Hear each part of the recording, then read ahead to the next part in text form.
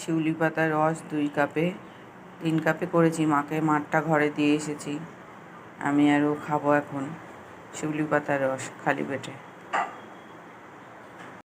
দেখো কেমন তিতো, এবার নাক টিপে খেতে হবে।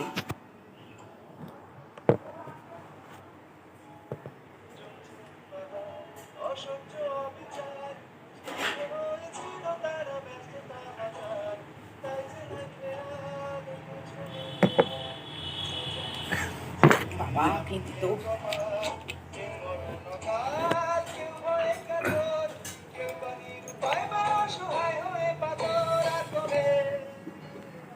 তিতো খাওয়া হয়ে গেল, খানিকক্ষণ পরে গিয়ে চা খাবো। এবার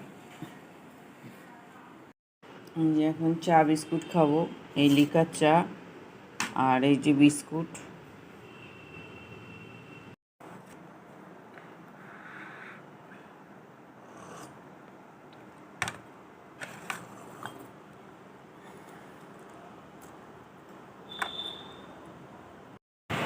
আজকে এই বাঁধাকপি দিয়ে ইলিশ মাছের মাথা দিয়ে বাঁধাকপি রাখবো, তাই বাঁধাকপি কেটে নিচ্ছি।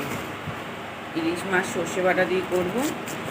ছেলে আবার ইলিশ মাছ খায় না, তার জন্য পার্শে মাছ করবো, আর বাঁধাকপি দিয়ে ইলিশ মাছের মাথা দিয়ে করবো। তো বাঁধাকপিটা কেটে নিচ্ছি। ভেবেছিলাম রাখবো না, ইলিশ মাছ ভাজাই করে রাখবো, তারপরে ভাবলাম না, ইলিশ মাছ সর্ষে বাটা দিয়েই করি।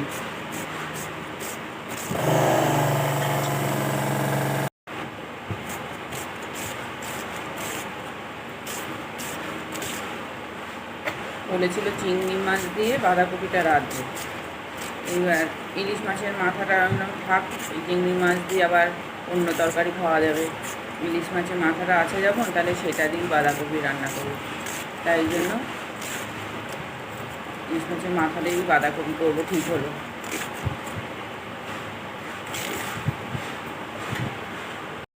এই যে ইলিশ মাছ, আর এই ছেলের জন্য এই পার্শে মাছ নিয়ে নিয়েছি। বাঁধাকপিটা সিদ্ধ বসিয়েছি, একটু সিদ্ধ করে জলটা ফেলে নেব, তারপরে ছেলেরটা আগে রান্না করে নিতে হবে, তারপরে আমাদেরটা করব। এবার আমি ইলিশ মাছের মাথাটা এই যে ভেজে তুলে রেখেছি। এবার এটা দিয়ে বাঁধাকপি রাখবো। আমি কড়াইতে জিরে, শুকনো লঙ্কা, তেজপাতা ফোড়ন দিয়েছি। এবার আমি আদা দিয়ে দেবো।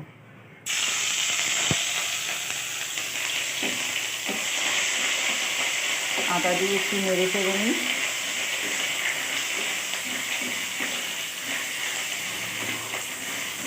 আদাটা ভাজা ভাজা হয়ে গেলে তারপরে আমি বাঁধাকপিটা দিয়ে দেবো, যেটা ভাপিয়ে রেখেছি। বাঁধাকপিটা দিয়ে দিয়েছি, দিয়ে এর মধ্যে আমি হলুদ গুঁড়ো, লঙ্কা গুঁড়ো, জিরের গুঁড়ো দিয়েছি। এবার আমি নুন দেবো, স্বাদ মতন লবণ দিয়ে দিলাম। দিয়ে এবার এটাকে নাড়বো, একটু কষিয়ে নিয়ে তারপরে মাছের মাথাটা দিয়ে দেবো।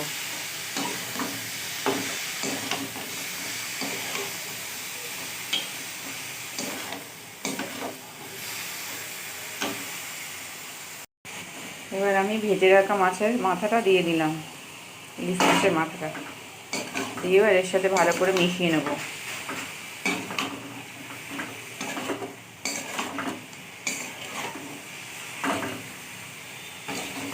মিশিয়ে এবার খানিকক্ষণ এটা হতে দেব।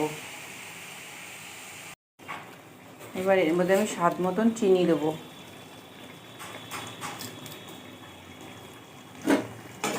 দিয়ে এটা এবার মিশিয়ে দেবো ভালো করে।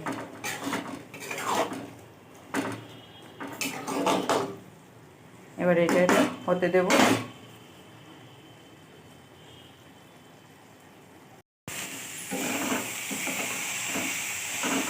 বাঁধাকপিটা আমার হয়ে গেছে, এবার আমি নামিয়ে ফেলছি। কড়াইতে তেলে আমি কালো জিরে ফোড়ন দিয়েছি, আর এখানে আমি সর্ষে কাঁচা লঙ্কা বেটে নিয়েছি। সর্ষের তেল দিয়ে নুন দিয়ে হলুদ দিয়ে সব মেখে একসঙ্গে মাছটাকে মেখে নিয়েছি। এবার আমি কড়াইয়ের মধ্যে এটা ঢেলে দেব।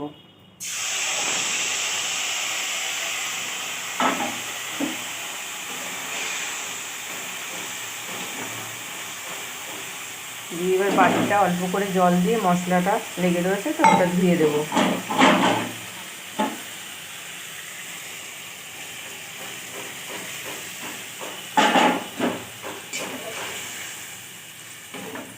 এবার আস্তে আস্তে হোক, পরে ওপর দিয়ে একটু কাঁচা সর্ষের তেল ছড়িয়ে দেবো। একটা ছোট্ট তাল এনেছে, সেটার বড়া হবে। মাই তাল গুলছে, এখন তালটা গুলে রাখি, পরে হচ্ছে বিকেলের দিকে বড়া করব। আমার মা বলছে বন্ধুরা তোমরা চলে এসো, তালের বড়া খাওয়াবে, গরম গরম তালের বড়া।